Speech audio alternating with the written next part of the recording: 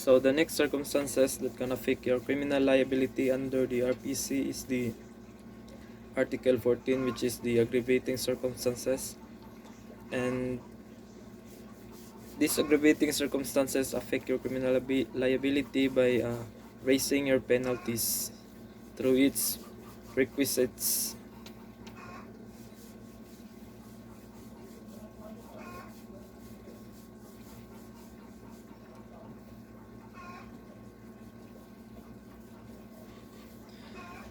So the following are the aggravating circumstances. First paragraph, that the advantage be taken by the offended of the public of position. Second, that the crime be committed in the contempt or with insult to the public authorities. Third, that the act be committed with insult or in disregard of the respect due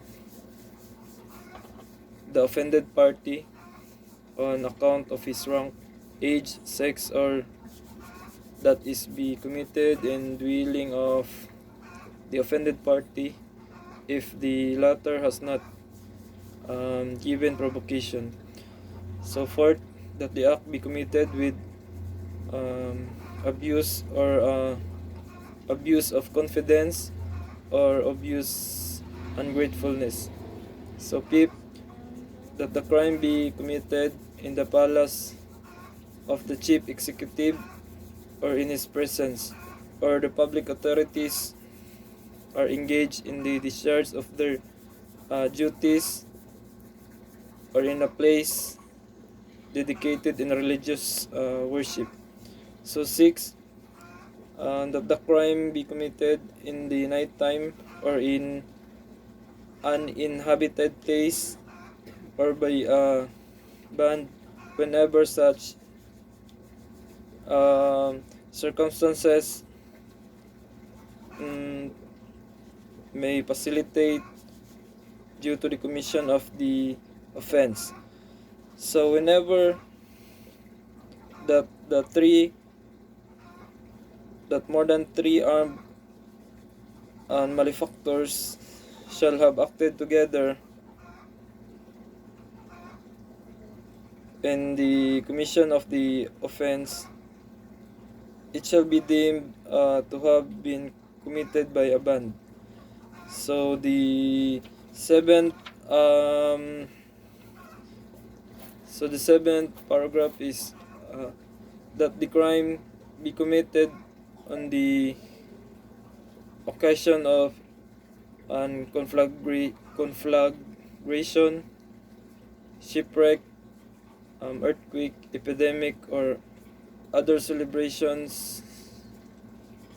8. That the crime be committed with the aid of armed men or persons who insured or afford impunity. So the 9th, that the accused is recidivist. A recidivist is one who, at the time of his trial, for one crime, it shall have been previously convicted by final judgment of another crime by embraced in the same title of this code.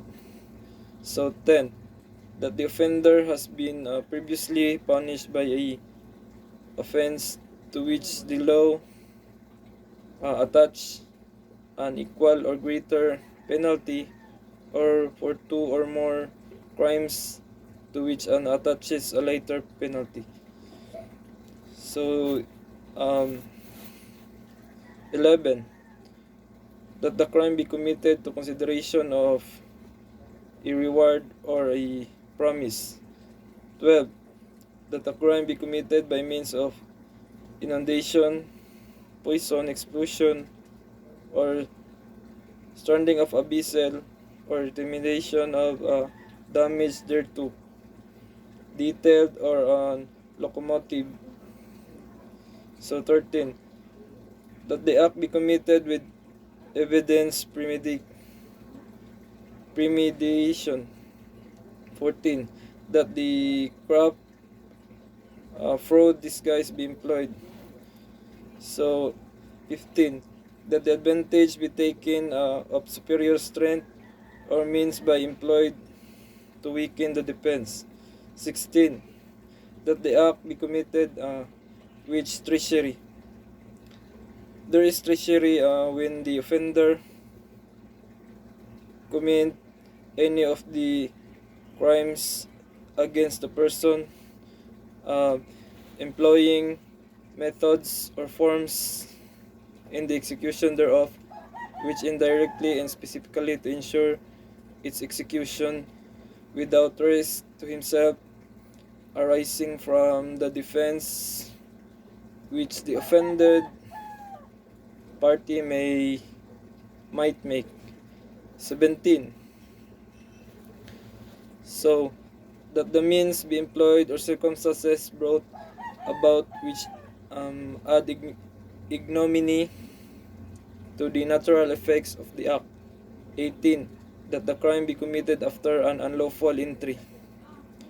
So 19. There is an unlawful entry when an entrance of a crime, a wall, roof, floor, door, or window be broken. So 20.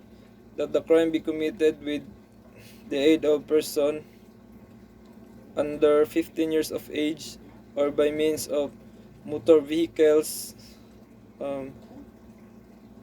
motorized watercraft, airships, or other similar means. So the last is the 20, that the wrong done in the commission of the crime be deliberately augmented by causing other wrong not necessary for its commissions, not necessary by commissions. So that's all for the Article 14, which is the aggravating circumstances. Thank you.